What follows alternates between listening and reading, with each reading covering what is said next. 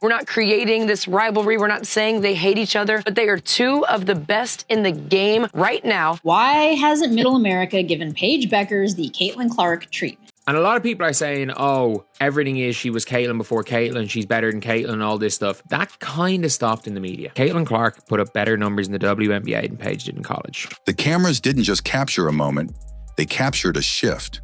The Dallas Wings made their move and the league stood still. Paige Bueckers, #1 overall. A prodigy once hailed as the future, now finally steps onto the biggest stage. These two were the topic of conversation. Who's the better player? She's not nearly the player that Caitlin Clark is. But this isn't a fairy tale debut, it's a collision course. Because standing at the center of the sport is Caitlin Clark. The name that breaks records, draws crowds, and changed women's basketball forever. She didn't ask for the spotlight, she commanded it. We want to see Caitlin Clark and we want to see Paige Bueckers. Caitlin scored more points per game, but Paige was more efficient. Now the world watches as Paige walks into a league already set ablaze by another star. This isn't just about talent. This is about legacy, pressure, and power. Can Paige carve her name into a game already rewritten? Or will she forever chase a shadow too massive to escape? Paige Bueckers has had one of the best careers in the history of women's college basketball. And looking at these ratings for the women's tournament, it is abundantly clear Paige Bueckers might be a star, but she's not a draw. This is more than a rivalry. This is the beginning of a storm. The Dallas Wings didn't just draft a player, they made a statement. By selecting Paige Bueckers as the #1 overall pick, they sent a clear message to the league. They're building something bigger, something bold. What happened is Caitlin Clark in her sophomore year and really in her junior year just started excelling and doing things that nobody had ever seen a female basketball player do. Like nobody had consistently been shooting these from the logo passes. Paige has been on the radar since her very first game at UConn. A silky smooth floor general with an elite basketball IQ, vision that can slice through defenses, and a scoring touch that makes even the toughest matchups look effortless. But her road to this moment wasn't lined with highlights. It was forged in silence, sweat, and setbacks. The reason that Caitlin Clark is getting all of this attention is because she is an anomaly. She is a phenomenal player. And Paige Bueckers is also a phenomenal player, but it just isn't the same. She doesn't do the same things. She doesn't do the things that have never been seen. After an explosive freshman season that earned her National Player of the Year honors, the world was ready to crown her the next face of the sport. Then came the injuries, the doubts, the whispers that maybe the spotlight had moved on. But Paige never begged for attention. She worked, quietly, relentlessly. And when she returned, she wasn't just the same player. She was stronger, smarter, sharper. Now she lands in Dallas, a franchise desperate for a resurgence. And as long as she comes in the league and she joins the likes of Dejanay Carrington and all these others that are always promoting some kind of activism, she's not going to know. Why? Because sports fans want to watch damn sport. Coming off a 931 season, the Wings aren't looking for hype. They're looking for a leader, someone who doesn't just fill a stat sheet, but can shift the identity of a team. And in Paige, they found that foundation. Analysts immediately locked in on her chemistry potential with Arike Ogunbowale, one of the most electric scorers in the league. With Paige running point, the floor opens up, the tempo changes, and the Wings get a real shot at turning things around. Paige Bueckers is woke as hell. She's going to come into the league and join the WNBA activism. She's probably not going to be embraced over that because we are sick of it. But it's not just about X's and O's. It's about energy, culture, presence. Paige doesn't need to talk about what she's going to do. She lets her game speak. And right now, her game is saying one thing loud and clear. She's ready. Caitlin Clark didn't just make noise. She shifted the entire gravitational pull of women's basketball. The women of the WNBA will continue their jealousy. They'll continue to hit, fight, knock Caitlin Clark on her ass, and Caitlin Clark's viewing will just go up, up, up. The WNBA draft ticket prices have come out, and thanks to the Caitlin Clark effect. By the time she finished her college career, she wasn't just a player people talked about. She was the reason people were talking. Networks chased her. Arenas sold out weeks in advance. Every game she played turned into a nationally televised spectacle. And when she declared for the WNBA draft, It didn't just make headlines, it made history. She was drafted to the Indiana Fever, and the impact was immediate. Ticket prices soared overnight, season passes sold out, merchandise vanished off shelves. Even her potential presence sparked a surge in media rights conversations.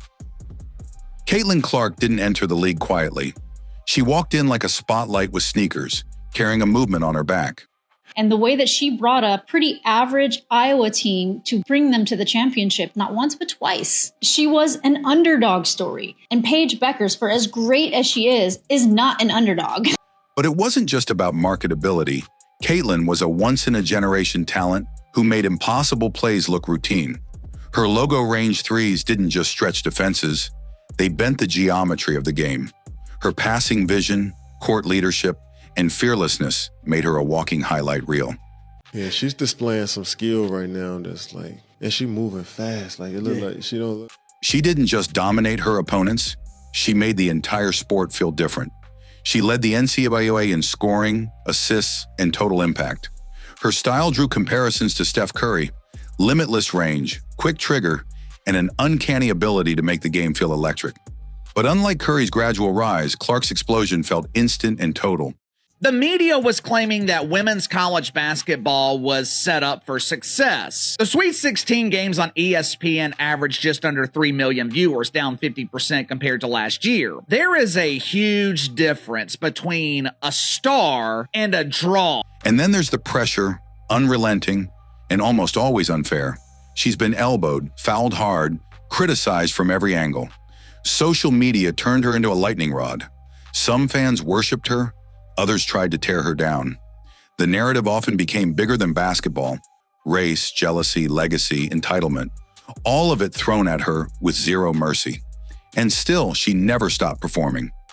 Yo, man, we should be talking about her the way we talked about Caitlin Clark last year. People will hate Caitlin Clark for any reason and make it about race. We got Caitlin, we got Paige, we got Juju. Who do you think will shine the brightest? Well, that's exactly why I'm not picking Caitlin Clark. While rookies typically need time to find their rhythm, Caitlin arrived already leading. She didn't beg for the spotlight. She was the spotlight. And while some veterans tried to humble her, what they couldn't do was ignore her. The league had no choice but to adjust to her presence. Because she wasn't just good, she was changing the economics of the game. Her presence created more visibility for everyone. Other rookies were suddenly getting airtime. Veterans were finding new audiences, sponsors were coming in fast, networks were doubling down, and suddenly WNBA basketball wasn't just for diehards, it was for everyone. Caitlin Clark also blew up before the Angel Reese thing. That is a myth. She blew up before. Go look at the ratings for the games before then. Go look at the attendance for the games before then. It was already an organic thing. So when Paige Bueckers steps onto the court, she's not entering a quiet league waiting for a savior. She's entering a league already on fire, already in motion, already transformed by a player who did the unthinkable. She made women's basketball must-see TV. Paige may be the #1 pick, but Caitlin built the stage she's about to walk on. And in a league already spinning around a new axis, the spotlight isn't just bright, it's blinding. If I was the WNBA, I would have considered a separate television package to a network on just Caitlin Clark games. I would have had 2 packages, the WNBA package, and then a separate, let's say 15 to 18 game Caitlin Clark package. Now comes the question no one wants to ask out loud. Can Paige Bueckers actually beat Caitlin Clark?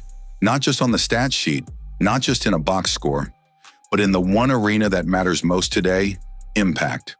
When you compare their games, Paige and Caitlin are almost opposites, and that's what makes this rivalry so electric. Paige is all about control. She plays with a calm intensity, reading defenses like a veteran, threading passes that don't just create plays, they create momentum. Her footwork is sharp, her mid-range is deadly, and her efficiency is elite. She's a coach's dream, composed, strategic, and precise. Yet, instead of appreciating Clark for leading the WNBA out of the abyss and into the mainstream conversation, mean girls and race clowns met her with resistance. Because Caitlin Clark's white, that's why little girls have gravitated towards her. I think what she's saying is ridiculous, and to tie it to little girls, you're going as low as humanly possible at this point. Caitlin, on the other hand, is pure chaos in the best way possible. She pulls up from the logo like it's a free throw. Her passes look like magic tricks. Her energy is wild, infectious, and unpredictable. Where Paige is polished, Caitlin is explosive. Where Paige is steady, Caitlin is wildfire. But here's where the gap really opens. Legacy, timing. Who's going to be the next face of the NBA? We don't get to decide that. The marketplace decides that. The people have chosen Caitlin Clark. They enjoy watching her play, her style, her energy, her shot. Whether it's because her game mirrors one of the greatest players in the NBA in Steph Curry or not, I don't know what it is. It's an intangible thing, right? Yes, we can say she's a dog. Okay, there's been other dogs. Okay, she's a great shooter. There's been other great shooters. She has it. She's got the thing. And for Caitlin Clark to have the awareness to drive the eyeballs there, you have to give her so much credit. Paige had her moment back in her freshman year, but injuries stalled that momentum. And while she was fighting to come back, Caitlin Clark was rewriting the rules. Every record Caitlin shattered, every sold-out arena, every viral highlight, it wasn't just history, it was a takeover. And that takeover changed the game for everyone, including Paige. Because now, no matter how good Bueckers becomes, she's playing in a league that Clark already made her own. They like Caitlin Clark because she's not a victim, because she doesn't seem to be angry. And so they find her relatable. She's not playing with anger. She's not playing with a sense of entitlement. And yes, people find that relatable. She shoots logo threes, passes the ball like Magic Johnson, scores a lot of points, leads the league in assists. She's a great, great player, and she plays and shoots and releases the ball like Steph Curry. So there's the attraction to the exciting style of play. That's not a knock on Paige. It's a brutal truth. She's entering at a disadvantage that stats alone can't fix. Even fan perception plays into it. Paige, despite being immensely talented, has never generated the same cultural frenzy. Caitlin isn't just a draw, she's a movement. Her games didn't just trend on Twitter, they shifted television deals. They boosted the league's valuation. This isn't about who's more skilled in a vacuum. It's about whose presence changes everything. And right now, the answer is Caitlin Clark. Still, Paige has something Clark doesn't. Most influential female athletes right now. Coco Gauff, 10. Juju Watkins, number 9. Cameron Brett, 8. Paige Bueckers, number 7. Sabrina Ionescu, number 6. Asia Wilson. So Asia's not going to be happy either. Jakari Richardson was number 4. Simone Biles, number 3, right here. I can't quite get past the fact that Simone Biles is behind Angel Reese. Caitlin Clark, she ran away with number 1. I don't think that should surprise us. She came away with number 1. Mystery. She's the one with the silent fire.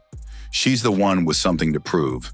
And in a league now bursting with new eyes, every game will be her audition, not for a spot on the roster, but for a place in the conversation. Can she beat Caitlin Clark? On paper, you could make the case that Paige Bueckers has better college career than Caitlin Clark. But this is the world of television, where you're not judged based on your accomplishments. You're not judged based on your stats. You're judged based on your drawing power. That depends on what you mean by beat. Because in basketball, winning games is one thing, but winning the culture, that takes more than points. It takes presence, power, and timing. Oh, she's being denied something that y'all better treat her like Caitlin Clark. So how can we treat her like Caitlin Clark? She's in a different body of water. Sold out games after game after game. She had a connection with those people that was special. She carried that connection and that fan base to the WNBA. She dominated. And timing, well, that just might be the one thing Paige can't control. So here we are. Paige Bueckers, the number 1 overall pick, stepping into a league already lit by the fire of Caitlin Clark. She's got the talent, the vision, the hunger. Monica has figured out a way to make the WNBA relevant and profitable long term. The lady from the BBC, she seems to be asking Monica McDougal how the WNBA can maintain their momentum from last season. There's an easy answer to that question. More than likely, they can't. But the arena she's entering, that was built by someone else. Someone who didn't wait for permission. Someone who turned women's basketball into a global conversation. Paige will shine, no doubt. She'll win games, break ankles, and maybe even raise banners. But the story of this era, that started with Caitlin Clark. And whether it's fair or not, Paige will always be compared to a player who's already changed everything. Two things. I think it has to show up in our storytelling, and it has to be encouraged by our families. Yeah. To me, right? And so covering the WNBA this past season, Caitlin Clark's rookie year, for all of the conversation that surrounded her, some which was fair and some which wasn't, the one thing that I cannot deny is the amount of little girls that were showing up to follow her. Little girls with their parents and the fervor and the energy there. Why Same her? thing. Why her? Well, But maybe that's what makes this so exciting, because legacies aren't written in day one. They're built over time, through pressure, through rivalries, through moments we haven't even seen yet. So the real question isn't, can Paige beat Caitlin? The real question is, can this rivalry push both to a level we've never witnessed before? Drop your thoughts in the comments. Paige or Caitlin, who's the real face of the future? Don't forget to like, subscribe, and hit that bell icon. Because around here, we don't just cover the headlines. We go deeper than the hype. It almost felt like marketers were trying to figure out, like, yeah, we have all of these amazing players and these amazing personalities, but can we push the demographic? And then when Caitlin Clark got to the league, the Angel Reeses got to the league, and they might have been fouled hard. The same thing I saw happen with Shamika Holdsclaw, though. You see my tooth knocked out? Yeah, Rookie season, Jewel Lloyd. My tooth knocked out. I still didn't get it. So how do you? It's cool. T-Clark, how do you feel about the fact that all of a sudden it was, oh, it's too physical. Oh, they're going at them because they're stars. What was your reaction to some of the new viewers and fans to the game thinking that the WNBA was too rough? It was a crazy season because we have never had so much momentum behind our league, so much support, demand, viewership, all that, accessibility. But the craziness that came with the new fandom was rooted in something other than fandom, right? And I think that's very evident to see across the board. In a lot of ways, it has not been about basketball. Like, we can talk about, you know, people getting fouled. I just showed you my tooth getting knocked out. Like, that's been a part of the game. The game has always been physical. I can tell you the amount of times I've left with bloody lips and eyes. I have bruises all over my body, even from the game last night. You can see bruises on my elbow from last night. Like, right. It's just a part of the game. So there was no targeting. There was no nothing. Right. That narrative that got spun into, oh, the vets hate the rookies hate the vets are going after certain players. It's all bullshit. Like, if I'm just gonna be frank, it's all bullshit. What it is racism, right? It gets blown up into, oh, they're going after Caitlin Clark, but no, we're just playing one of the best players that's in this league.